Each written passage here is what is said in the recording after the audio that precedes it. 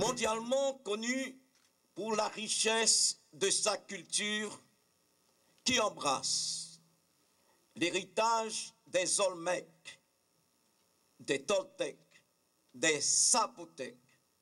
Le Mexique, terre d'enchantement et d'exaltantes expériences de la modernité politique, célèbre partout en Amérique latine les merveilles du patrimoine des Mayas et des Aztèques aux pyramides célèbres. Associées que sont ces dernières à l'exubérance des gratte-ciel dont la capitale, Mexico, affiche le spectacle au regard fasciné du visiteur ou du touriste.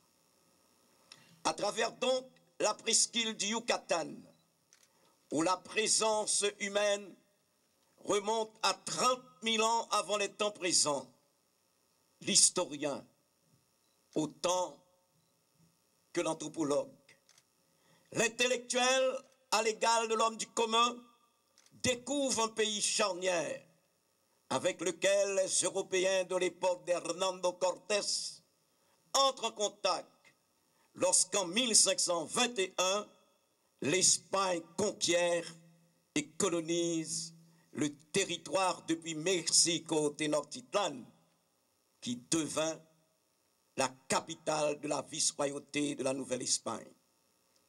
En cette journée historique du 11 juillet 2014, qui dans l'enceinte du Mupana donne lieu à la commémoration du 85e anniversaire de l'établissement des relations bilatérales, unissant si harmonieusement nos deux pays et nos deux peuples, le gouvernement du président Joseph Michel Martelly et du Premier ministre Laurent Salvador Lamotte veut et entend le plus grandiosement possible célébrer une amitié octogénaire tissée avec le pays du révolutionnaire célèbre Emiliano Zapata. Sous le gouvernement du président mexicain López Portillo, grâce aux initiatives de l'ambassadeur Roland Augustin et du docteur Quinuel, Mexico et Port-au-Prince, dans le cadre du Pemex, concentrent leurs démarches autour de la recherche pétrolière.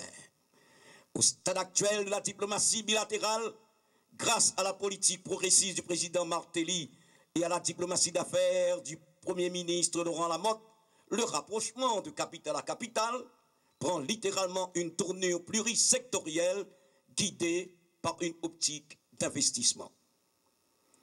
Continuant en effet la ligne tracée par le président Vicente Fox, le Mexique aide de façon remarquable l'agriculture haïtienne.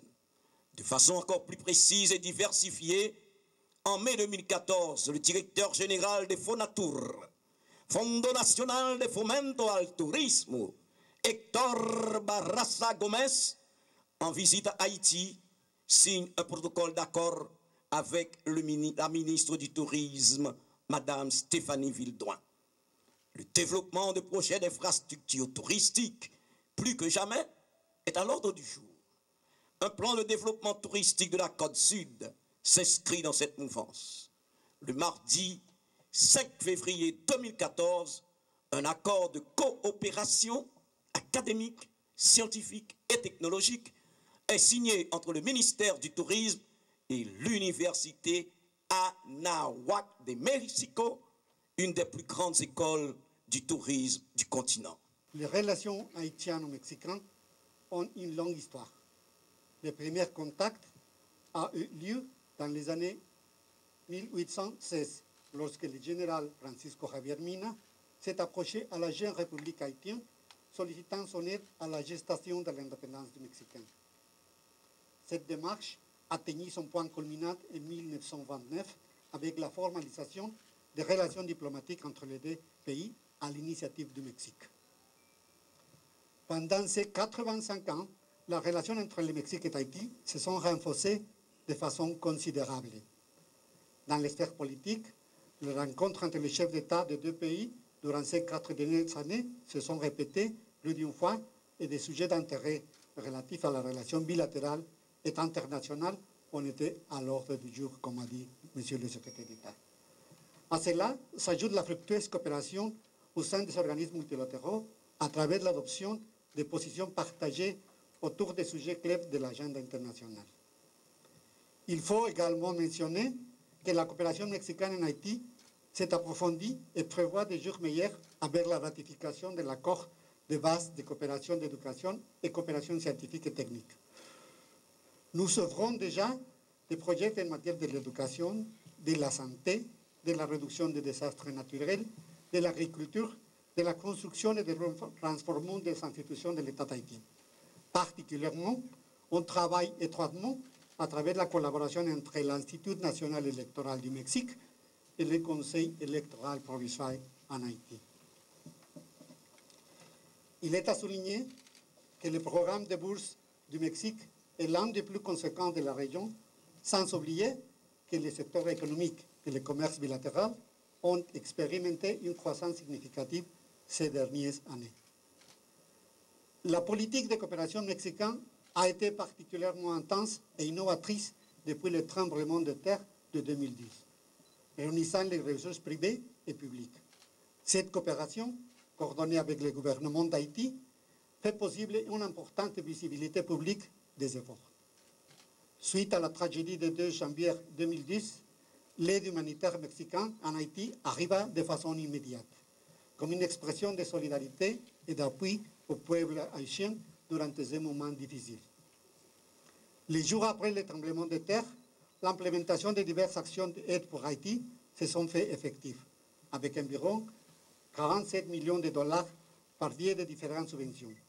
Cette coopération a été affectée directement à la construction des écoles, des centres d'attention intégrale, des cliniques et cuisines communautaires, de la construction de marchés publics et d'installation de panneaux solaires, entre autres.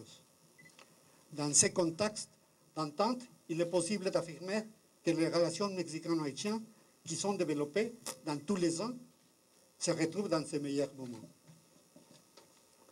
Chers amis, la coopération du 85e anniversaire des relations diplomatiques permet au Mexique de réaffirmer son engagement et de continuer à renforcer le lien d'amitié et de coopération entre les gouvernements pour profiter ainsi des meilleurs avantages dans les deux sens.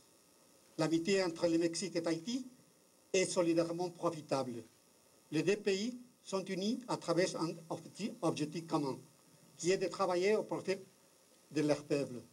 Le Mexique souhaite amplifier et approfondir ces liens de façon intégrale, développer le potentiel de notre économie et promouvoir les meilleurs contacts au niveau parlementaire, touristique, académique, etc. Au nom du peuple et du gouvernement mexicain, je formule le vœu pour approfondir la relation fraternelle entre le Mexique et Haïti pour qu'ensemble, nous puissions faire face aux défis de notre époque.